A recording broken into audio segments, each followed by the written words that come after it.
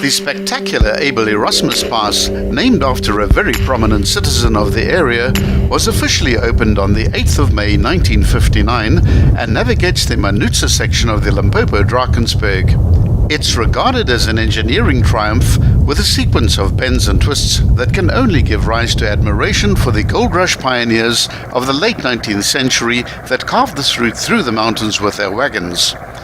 The pass also includes a 133-meter-long tunnel named after J.G. Strydom, who served as the Prime Minister of South Africa from 1954 to 1958. This huge pass is over 24 kilometers long and has an altitude variance of 737 meters. The road surface is in a good condition, but the pass is sometimes plagued by very heavy traffic. It can be difficult to pass slow-moving trucks, so please exercise a degree of tolerance and patience and give yourself time to traverse this beautiful route. The pass has 62 bends, corners and curves, of which 12 of them exceed an arc of 90 degrees. The pass is formed by two passes connected by a large plateau, with the vast majority of the bends and steep climbs and descents being located along either end. Starting in the north close to the eastern bank of the Olifantsrivier, the views are simply spectacular, with the towering and craggy cliffs of the mountains ahead blocking the view, whilst to the right the languid waters of the river provide a lifeline of water for farmers in the valley. The road climbs 200 vertical meters in the first 3 kilometers through a number of bends. All along this famous pass you'll find local vendors peddling their wares over a number of roadside stalls. If you intend pulling off to stop at one of these stalls, remember to indicate your intention of doing so early.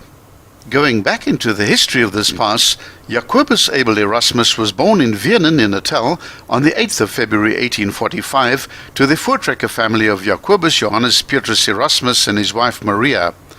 His father died shortly after his birth, and his mother decided to trek with a party led by Commandant-General Andries Hendrik Potgieter. She settled at Oorikstad in the eastern Transvaal, where she later remarried. Erasmus worked on the family property until he was 19 years old, when he was married to Gertrude Kruger. By then he was a man experienced in farming and familiar with survival and hunting in the Lowveld.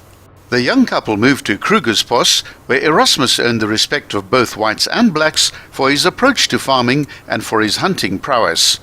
He acquired an option on the farm Geelhoutboom, which was later renamed as Mac by President Burgers.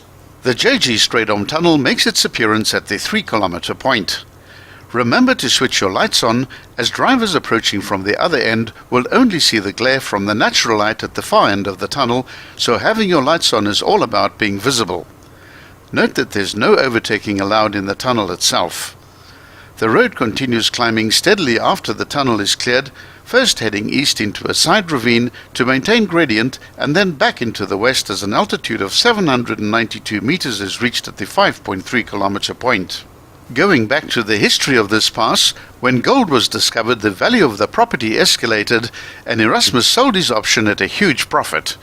Gold was also found on a farm that he owned at Graskop, which he sold to President Burgers for £1,000, an enormous sum at that time. In February 1876, at the age of 31 years, and now quite wealthy, he was elected to serve on the Lydenburg Town Council.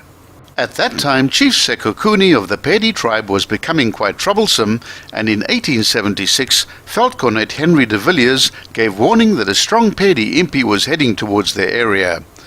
A laager was quickly formed around a store, wherein the Boers took refuge. The initial stages of the defence were not well handled, and de Villiers was forced to hand command over to Abel Erasmus, who was temporarily appointed Veldkornet in his place.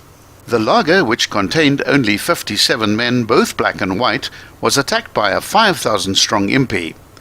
The defenders managed to hold off the Pedi warriors, who eventually retreated, making off with 2,000 head of cattle belonging to the Boers. A further attack was made against Erasmus by one of Sekhukhune's Indunas, who was supported by a Swazi force of 5,000 warriors led by their chief Matsafeni Mdluli. Erasmus was then officially appointed Veldkornet and led a commando to the Blade River Valley to recover their cattle. Burgers attacked Sekhukhune's mountain stronghold, but due to dissension amongst the Boers over his leadership, he was forced to withdraw and ultimately to abandon the campaign. Be sure to watch part 2 of the Abel Erasmus Pass.